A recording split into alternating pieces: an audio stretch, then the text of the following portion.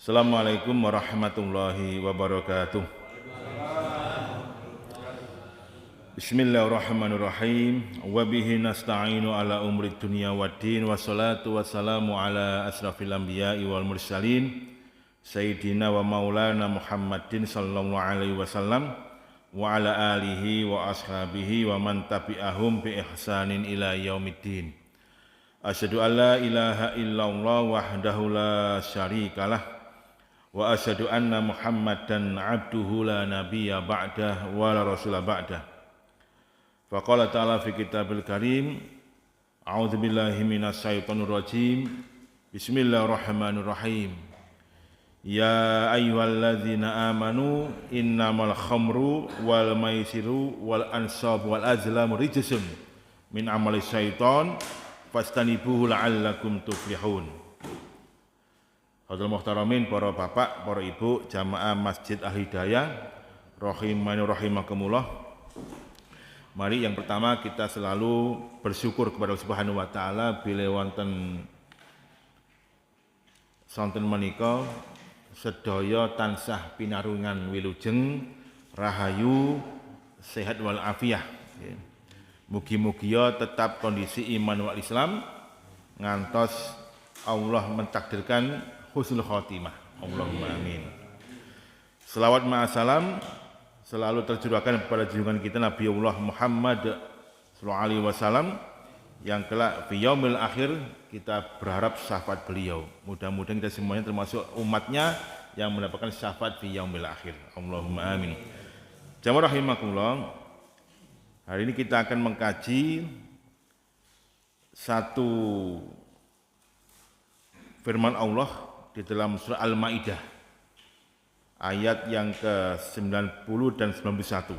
Ini rentetannya berkaitan dengan aktivitas yang akhir-akhir ini sangat viral, trending topik, namanya judol utawi judi online. Ya.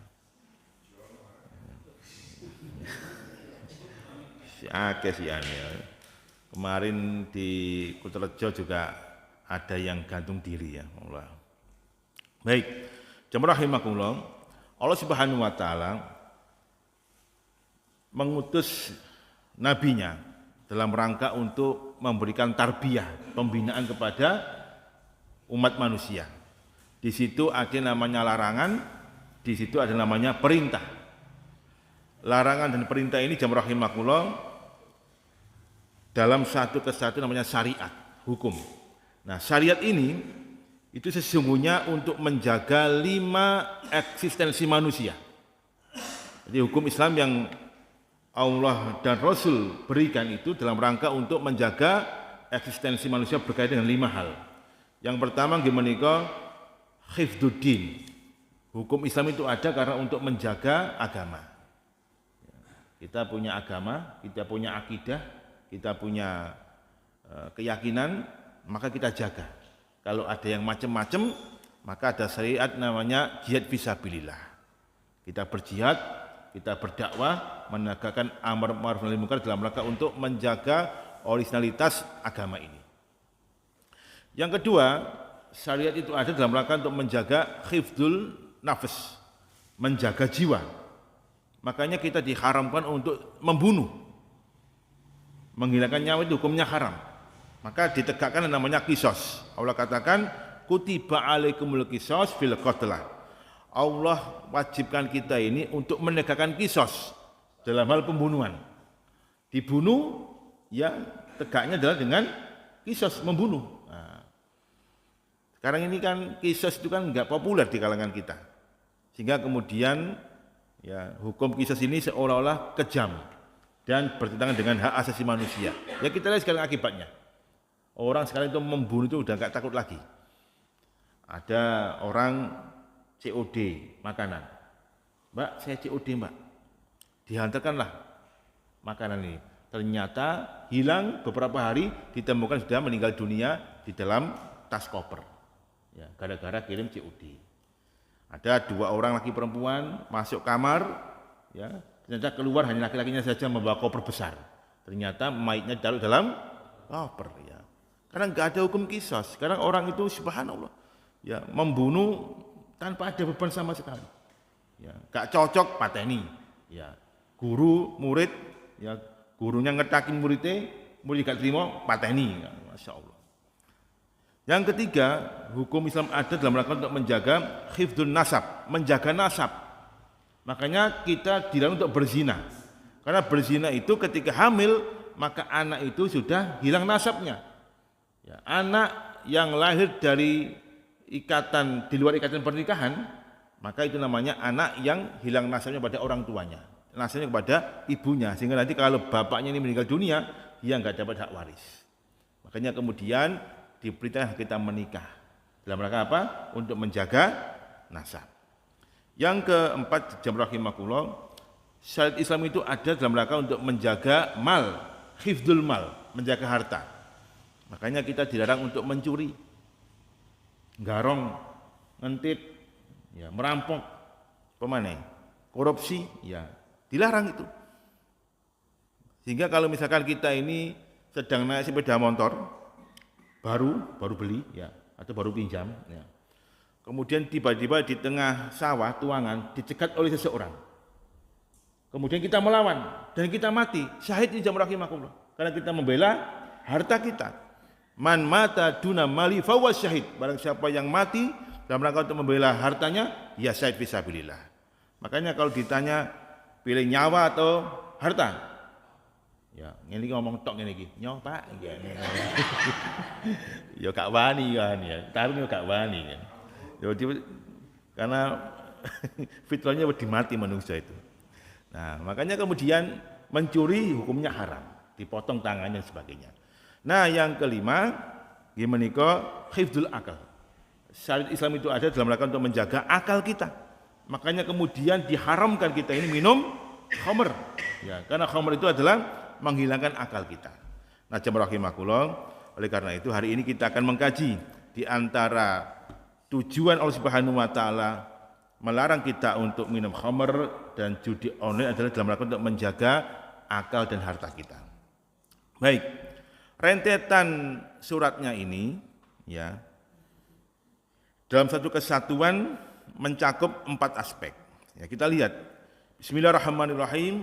Ya ayyuhallazina amanu, wahai orang-orang yang beriman. Subhanallah ya. Jadi konteksnya yang diajak bicara adalah orang beriman. Ya, para ulama tafsir itu kalau menafsirkan firman Allah, kemudian ada khitab, ya, objek bicara, ya ayyuhallazina amanu, itu ada pesan penting yang memang dikhususkan bagi orang beriman. Alaikum bisima. Hendaknya kamu mendengarkan pesan ini. Rungokno. Apa pesannya? Innamal khamru.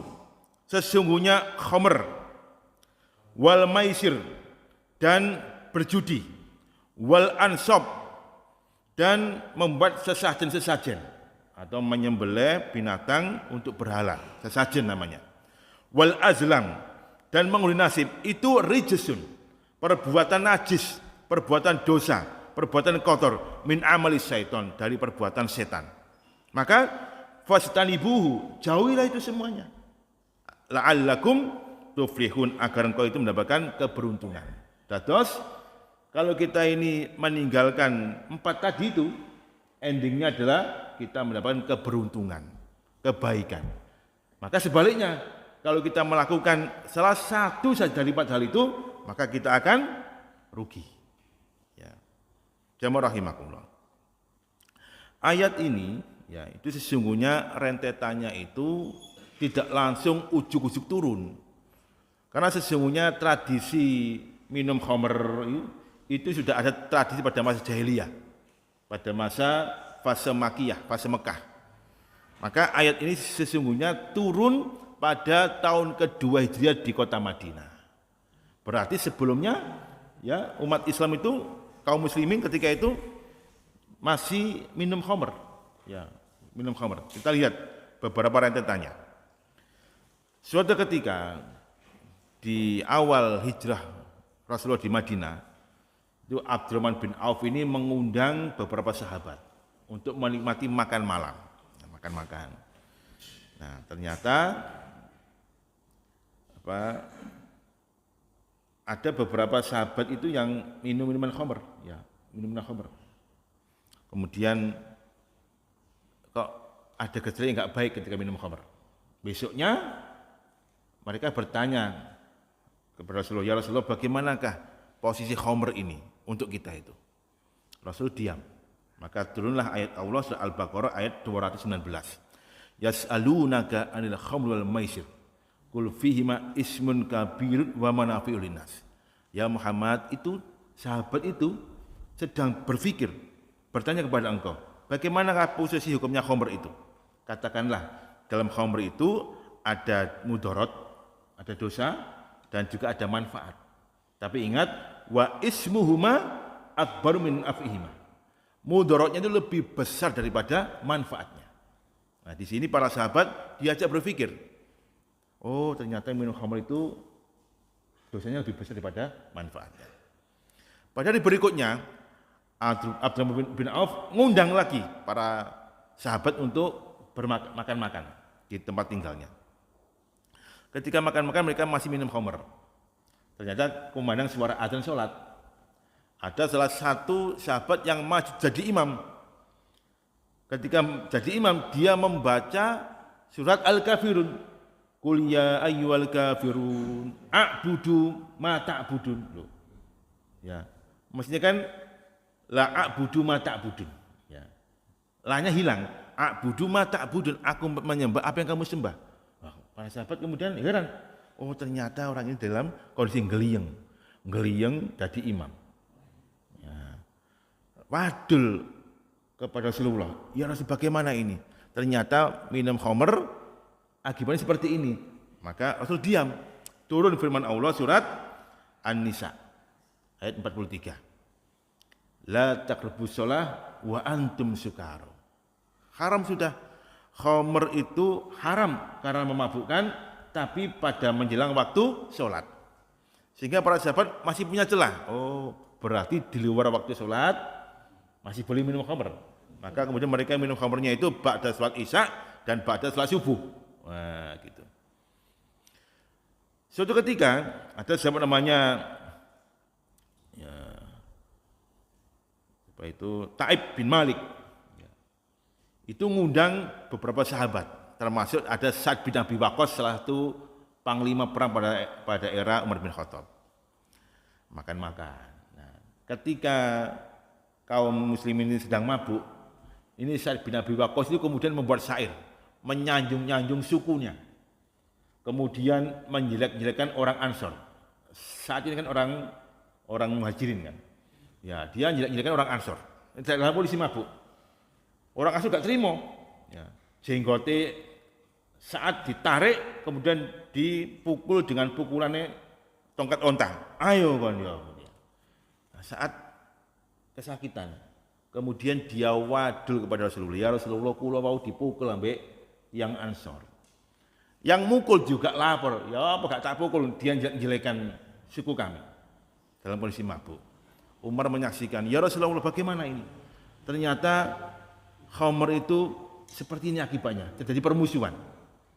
Maka kemudian tegas turun ayat Allah surat Al-Maidah ayat 90 dan 91 tadi, bahwa innamal khamru wal maisiru wal ansabu wal azlam rijsun min amali syaitan fastanibu la'allakum tuflihun. Nah, udah, bahwa minum khamr hukumnya haram total hingga sekarang ini. Jamaah rahimakumullah, kita lihat bagaimana ketika ayat ini turun. Ibnu Abbas ini menceritakan, lamma nazalat tahrimul khamri, ketika turun ayat tentang pengharaman khamr, masya sahabatu ba'dhum ila ba'din, para sahabat keluar dari tempat tinggal mereka, berjalan saling berkunjung ngelingno, hei, khamr haram, khamr haram, khamr haram. Wa qalu hurimatul khamru wa julat ajlan lil syirki. Mereka mengatakan khamr haram dan sama dengan kesyirikan. Sehingga diceritakan juga bagaimana kondisi Madinah ketika ayat ini turun. Kadal Madinatu fadhu minal khamri.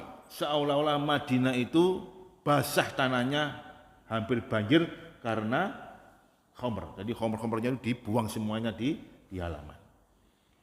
Nah, sebagaimana juga ketika turun ayat tentang jilbab surat Al-Maidah, surat Al-Ahzab ayat 59 ketika turun ayat ya ayyuhan nabi, wahai nabi, kulli azwajika wa banatika wa nisa'il mu'minina yudnina 'alaihina min jalabibihin. Wahai nabi, katakanlah kepada istri-istri kamu, kemudian anak-anak perempuan kamu dan kaum muslimat semuanya, agar mereka itu menutup auratnya, menjulurkan jilbabnya sehingga tidak kelihatan auratnya. Kenapa demikian? Zalika ayurafna wala yu'zain, supaya mereka dikenal bahwa dia seorang muslimah dan tidak dilecehkan. Ketika ayat turun, maka semua kaum muslimat yang ada di pasar, di luar itu masuk ke rumah semuanya, kemudian merobek-robek baju mereka untuk membuat jilbab dan menutupi auratnya. Nah, ini responnya sangat cepat ketika perintah dan larangan itu turun. Nah, jemaah rahimakumullah, bagaimana tentang khamr ini? Subhanallah ya. Dosanya khamr itu luar biasa jamaah. Abdullah bin Umar itu mengatakan bahwa khamr itu ya, ummul khaba'is, pangkal segala dosa. Pangkal segala dosa. Sehingga kalau orang itu sudah berhubungan dengan khamr, ya, maka semuanya juga kena imbasnya. Ustaz, saya ini gak minum khamr Ustaz, tapi karena saya punya teman akrab, ya di jalur urunan ya saya urunan sungkan Ustaz. Nah, terus kamu, kula mboten urunan Ustaz, gak ada duit. Terus apa? Kula sing nukokno. Ya duit tak tukokno yang kono. Saya gak minum Ustaz. Ya. Terus kamu? Ya karena konco plek Ustaz, ya aku ya nyangkruk sama dia satu majelis bareng-bareng. Nah, subhanallah jamaah. Jadi semuanya kena imbasnya. Kita lihat hadisnya, rawahu Imam Ahmad min hadis Ibnu Abbas. Dari Imam Ahmad dari sahabat Ibnu Abbas. Qala sami'tu Rasulullah sallallahu alaihi wasallam yaqul. Saya itu pernah mendengarkan kanjeng Nabi itu dawuh. Atani Jibril alaihissalam. Suatu ketika saya ini didatangi malaikat Jibril. Faqala, dan dia berkata, ya Muhammad, wahai Muhammad. Ini Jibril berkata, inna allaha la'anal khamra. Sesungguhnya Allah itu melaknat khamr. Jadi zatnya khamr itu dilaknat oleh Allah Subhanahu wa taala.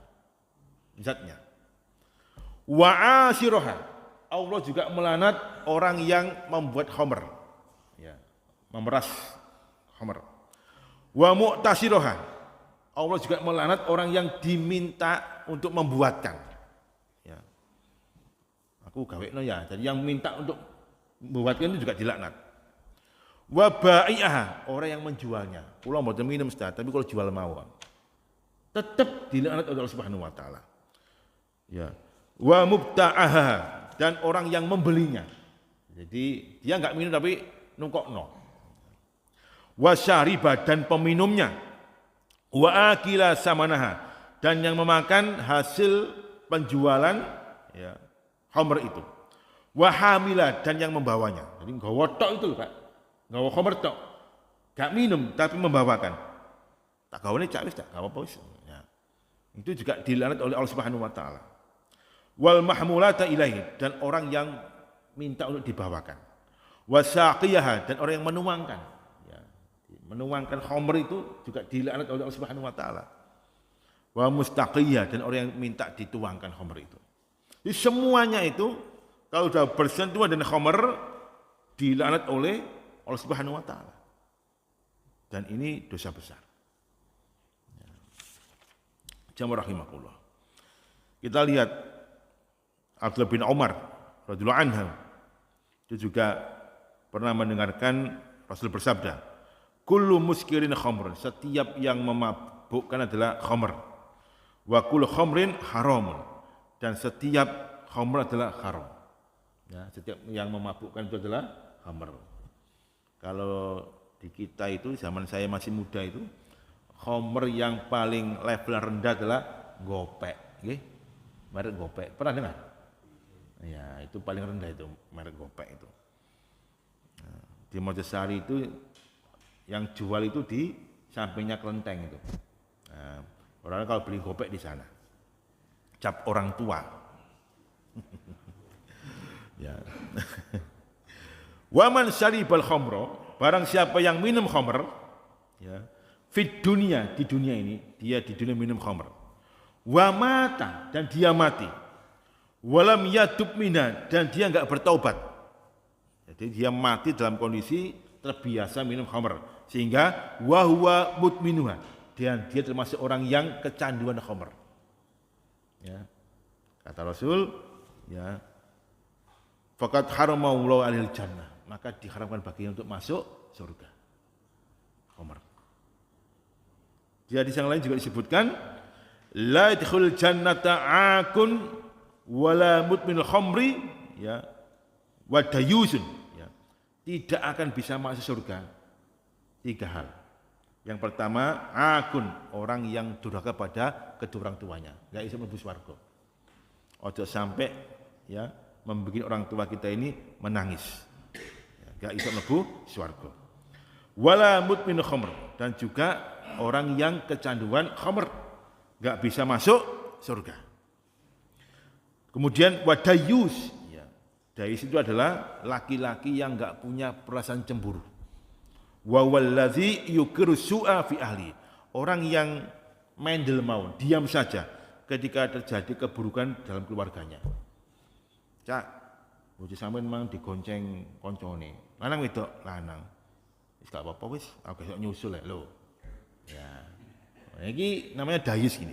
Membiarkan, ya, ya bojone di gondol wong, ya.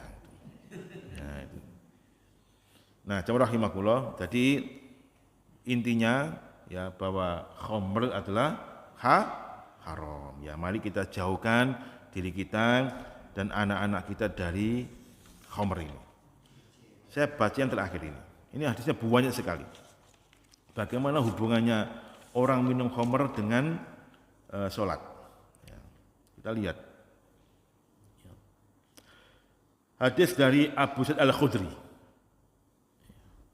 Ruwiya Muslim, diriwayatkan Imam Muslim, an Abi Sa'id Al-Khudri, dari sahabat Abu Sa'id Al-Khudri, bahwa Rasul bersabda, la yaqbalullahu lisyaribil khamri sholatan madama fi jasadi syai'un minha. Tidak akan Allah terima salatnya seorang hamba Allah itu kalau masih dia itu minum khamr. Ya, di jasadnya masih ada khamr. Ya. Waman syaribal khamra lam yaqbalillahu minhu syai'an. Barang siapa yang minum khamr, ya, maka tidak akan Allah terima amal-amalnya. Termasuk lam tuqbalu salatan arba'ina sabahan. Salatnya selama 40 hari tidak akan Allah terima. Fa in taba, kalau dia itu bertobat, ya, dia bertobat. Summa ada, kemudian dia balik mana?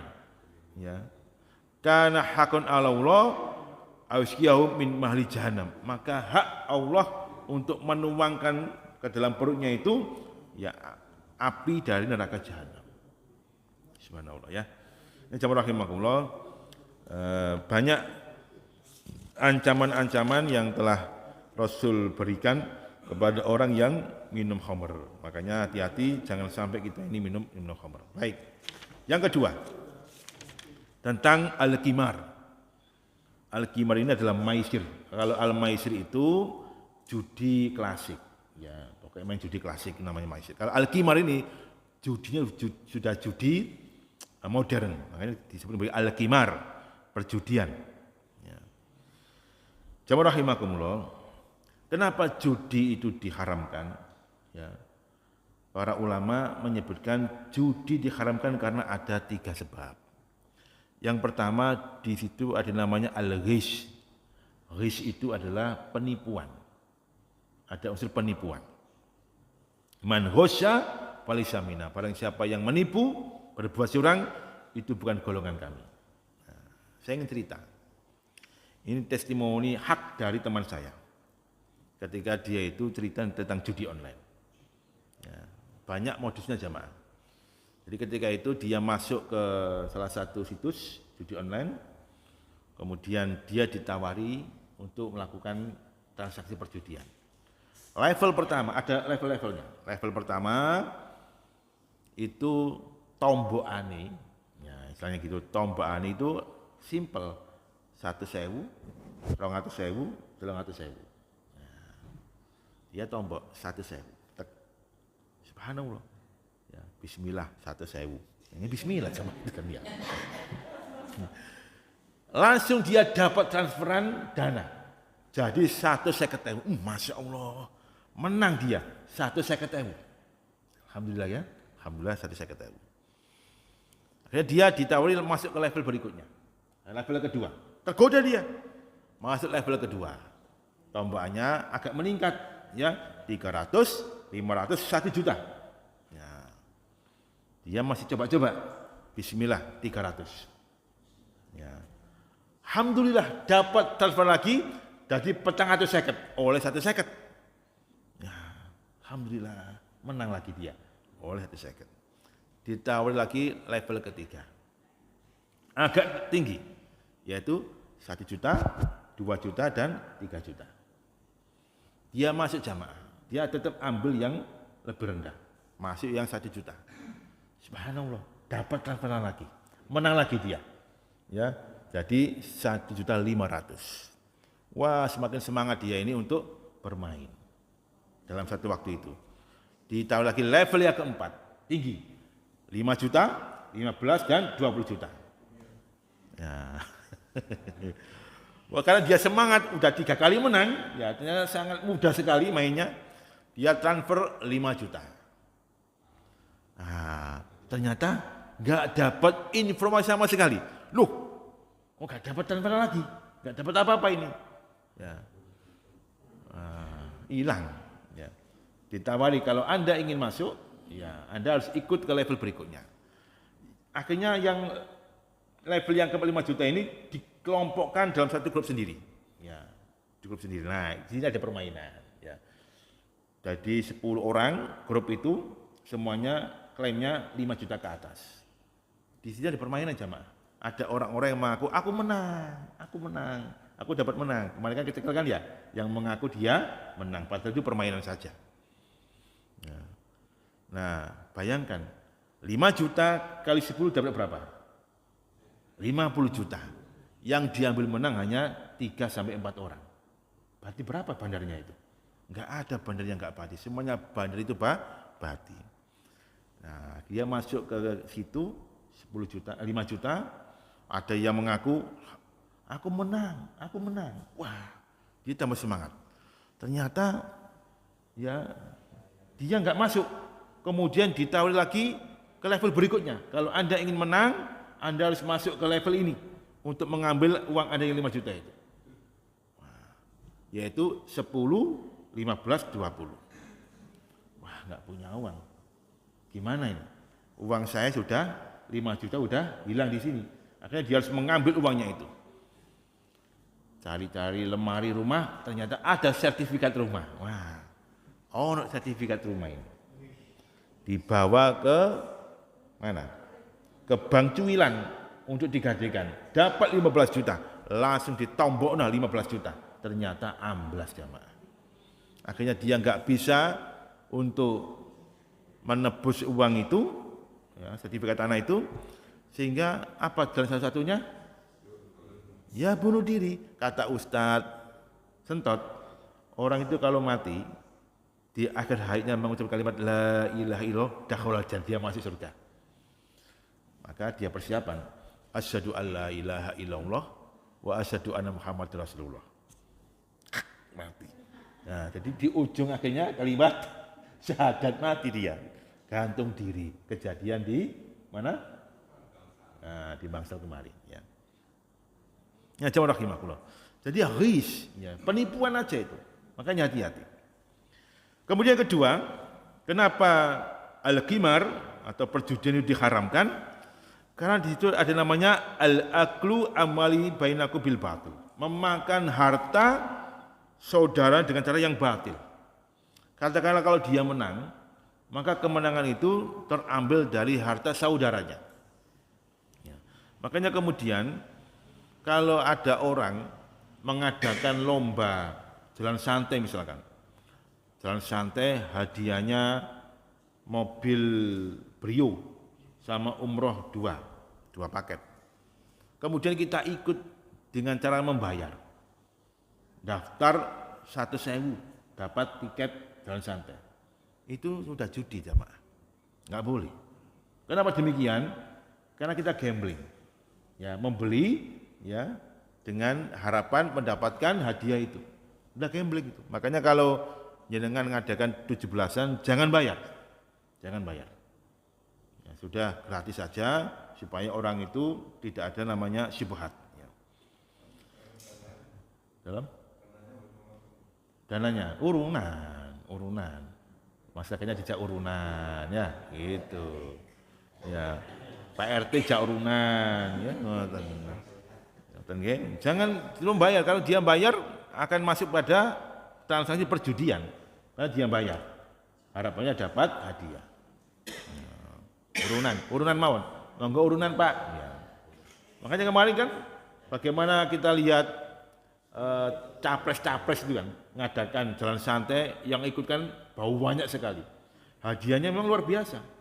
Ya, peserta yo pancet yo ikut peserta. Ya. 01 yo ikut peserta, 02 yo ikut peserta, 03 yo ikut peserta. Karena memang hadiahnya luar biasa, dapat mobil dan sebagainya. Loh, dari mana dananya Pak? Ya dari dewannya, urunan. Ya, dewan-dewannya dimintai urunan untuk beli hadiah.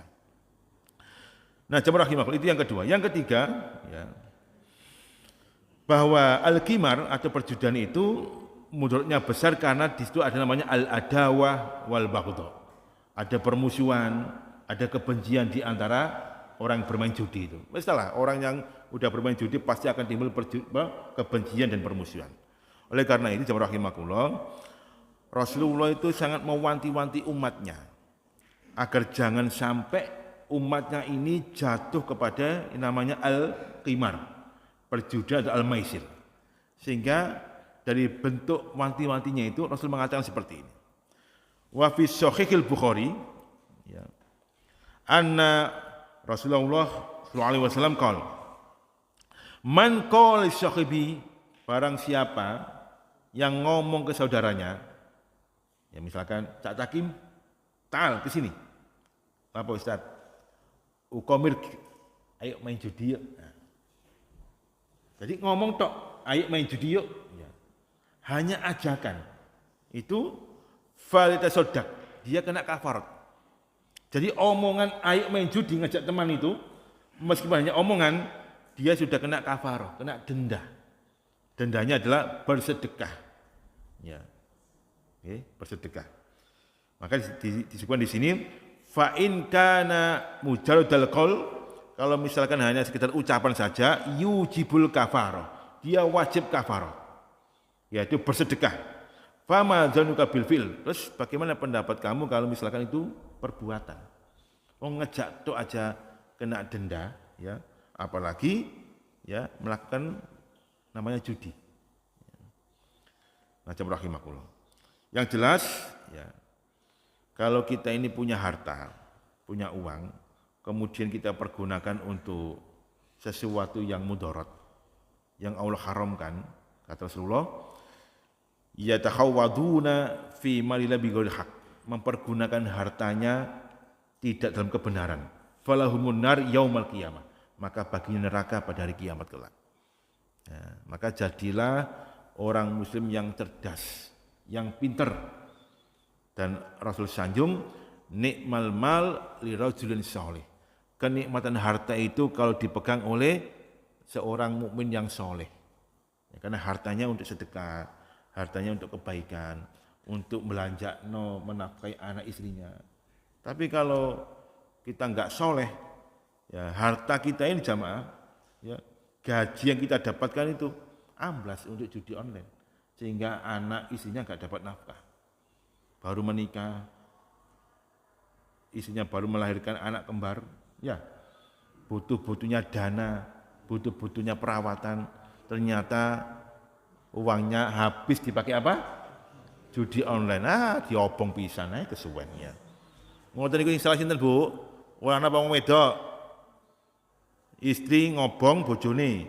Gara-gara bojone tidak menafkahi, terjebak main judi online. Sinten sing salah? Lanang apa wedok? Oh lanang Pak, salah Pak. Ya lanang. Nggih, benar Bu. Ya. Nah, jamaah rahimahullah. Terakhir ingin saya sampaikan. Sesuatu yang dibangun dari keharaman tidak akan berkah. Ya. Sesuatu yang didapatkan dari barang yang enggak hak pasti akan dampaknya kemudaratan. Ada 5 kemudaratan yang Rasul berikan kepada umatnya ketika dia mendapatkan rezeki misalkan atau sesuatu dari hal yang haram. Yang pertama, Allah Subhanahu wa taala akan membalasnya kelak di yaumul akhir dengan api neraka. Kita lihat hadisnya, ya. Hadisnya ngeri jamaah rahimakumullah. Ya. Inna 'alallahi ahdan. Sesungguhnya Allah itu punya perjanjian. Allah berjanji atas dirinya sendiri. Jadi Allah berjanji atas dirinya sendiri. Untuk siapa? Liman syaribal muskir. Untuk orang yang meminum minuman yang memabukkan. Apa janji Allah? Auskiyahullahu min tinatil khabal.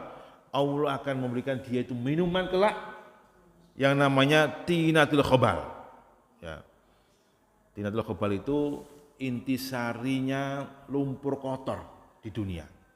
Tapi para sahabat bertanya, ya Rasulullah, wa ma tinatul khobal? Itu kanjeng Nabi, apa sih yang dimaksud dengan tinatul khobal itu? Qala Rasul dawuh, uraqu ahlin nar, yaitu ya nanah, ya kotoran-kotoran dari penghuni neraka. Ya. Wa huwa mayyaslu min juludihim, yaitu sesuatu yang keluar dari kulit-kulit mereka. Min kaihin, ya, dari apa? Keihin itu sesuatu yang membusuk. Wasodidin nanah. Wal juludun daibah, yang kulit-kulit mereka yang membusuk. Nah ini intisarinya itu dibuat minum oleh orang-orang yang minum khamar. Ini janji Allah kepada dirinya untuk orang peminum khamar akan diberikan minuman kelak di hari kiamat seperti itu. Subhanallah jamaah. Ya. Yang kedua, orang yang mendapatkan hasil dari barang yang haram, maka Allah Subhanahu wa taala tidak akan mengkabulkan doa-doanya. Doa-doanya itu mardud, mahjub, ya, tertutup. Kita lihat hadis riwayat Imam Muslim. Bahwa ada seseorang itu yang dari perjalanan safar, ya, aghbara wa as'asya'ru. Bajunya compang-camping, rambutnya kawul-kawul. Ya, karena dia mungkin banyak masalah, ya, ngeluh pusing dijambik rambutnya kawul-kawul, nah gitu. Kemudian dia ila sama, tangannya diangkat ke langit. Ya Rabbi, ya Rabbi, ya Rabbi, dia minta kepada Allah, ya Allah, aku minta ini ya Allah, aku minta itu ya Allah. Dikomentari oleh Rasulullah, wa malbasu haramun, wa mat'amu haramun, wa masrabu haramun, wa ghudhiya bil haram. Itu baju yang dipakainya itu dari barang yang haram. Mungkin nyolong pemengane tonggone digawe. Ya. Wa mat'amu haramun, makanannya pun juga haram. Wa masrabu haramun, minumannya pun juga haram. Mungkin caranya atau hasilnya dari barang yang haram. Tragisnya wa ghudhiya bil haram, anak istrinya diberikan gizi dari hasil yang haram. Apa kata Rasul? Wa aina ustajabu alaih, dari mana Allah akan mengkabulkan doa-doanya itu? Enggak dapat jamaah. Ya. Itu yang kedua. Yang ketiga jamaah rahimakumullah, ya. Kalau kita ini mendapatkan rezeki dari barang yang haram, ya, maka bu'dun minallah. Ya. akan jauh dari Allah Subhanahu wa taala. Jauh dari Allah Subhanahu wa taala. Ya, subhanallah, kalau sudah jauh bagaimana? Padahal Allah mengatakan fa inni qarib. Aku ini dekat pada engkau sekalian. Tapi kok ini jauh? Ya karena Allah enggak mau ketika dia ini mendapatkan dari hasil yang haram. Sebagaimana Imam At-Tirmizi dalam kitabnya As-Sa'mi Al-Muhammadiyah. Jadi saya kan setiap Rabu pagi itu ngaji kitab ya Syama'il Al-Muhammadiyah. Jadi bagaimana sosok Rasulullah itu. Di bab yang terakhir itu ada bab bagaimana caranya bisa bermimpi Kanjeng Nabi. Ya, itu ada. Nah, di antara orang itu tidak bisa bermimpi bertemu Rasulullah adalah ya tadi ketika hatinya kemudian ya matanya ini misalkan masih dipergunakan untuk melihat sesuatu yang tidak baik ya pandangannya, karena Rasul itu suci jamaah. Jangan sampai kemudian hati kita ini kotor ya, kemudian penglihatan kita pun masih kita pergunakan untuk hal yang tidak baik ya, tidak bisa melihat Rasulullah dalam mimpi kita. Nah, itu ada di bab terakhir di kitab As-Sami Al-Muhammadiyah. Bu'dun minallah. Yang keempat jamaah rahimakumullah ya, yaitu qaswatul qulub. Hatinya akan mengeras. Ya, jadi kalau sudah terus diberikan ya barang yang haram ya akan mengeras. Sebagaimana dosa akan muncul noda hitam ketika kita beristighfar, bertobat, noda itu akan hilang. Tapi kalau kita famarro sumamarot, kemudian kita masih terus berbuat dosa, ya bahkan menikmati dosa itu, famarot, maka hati kita akan semakin mengeras. Ya. Noda itu akan semakin menggumpal dan akan mengeras. Nah, wis hatinya keras, hidayah akan sulit masuk. Orang itu kalau udah kecanduan minum khamr, minum khamr, dikandani wis ibu. Dikandani wis ibu. Aku gak mabuk kok, tat, iki wis biasa aku iki. Ya. Ada lagi mana, tat? Gak ada alkoholnya ini, tat. Namanya zero alkohol berbintang. Ya, karena yang putih itu kan. Ya. Kenapa sampai sekarang MUI gak berikan rekomendasi halal? Ya karena pabriknya jadi satu dengan berbintang. Jadi gak bisa. Kemudian Grandson. Jadi saya pernah makan sate itu sama anak-anak muda itu, Masya Allah. Mereka, saya pesennya es teh, es jeruk, apa mas ngambilnya mas? Grandson. Nah, es teh, es Grandson. Ya. Subhanallah. Ya. Padahal itu ada namanya alkohol 1%. Ya, sama saja jam rahimakumullah. Ya, sama saja. Okay. Nah, kemudian yang terakhir, ya orang kalau sudah kebanyakan mendapatkan hasilnya haram, ya maka barokah itu akan semakin menjauh atau kehidupannya menjadi ma'isata zongkah, hidupnya sempit. Sebagaimana Allah katakan di dalam surat Toha itu, ya wa narzuquhu, ya gimana itu? Wa may ya'su an dzikrillah, barang siapa yang dia itu tidak pernah ingat pada Allah, kemudian hidupnya itu dalam keburukan, ya fa innalahu ma'isata zongkah, maka baginya mendapatkan kehidupan yang sangat sempit. Ya, ini 5 hal dari hitungan kita. Maka dari itu, ayo kita jaga anak-anak kita jaga keluarga kita dari perbuatan ini. Karena sekarang judi itu sudah biasa jamaah. Dulu orang bermain judi itu yang punya uang pergi ke kasino, ya sembunyi-sembunyi. Sekarang enggak, masuk kamar bisa main judi, ya kan? Membeli voucher di Indomaret, membeli voucher di Suryamart, apa di Alfamart, udah main judi di kamar, pakai dana kamar, udah biasa sekarang ini.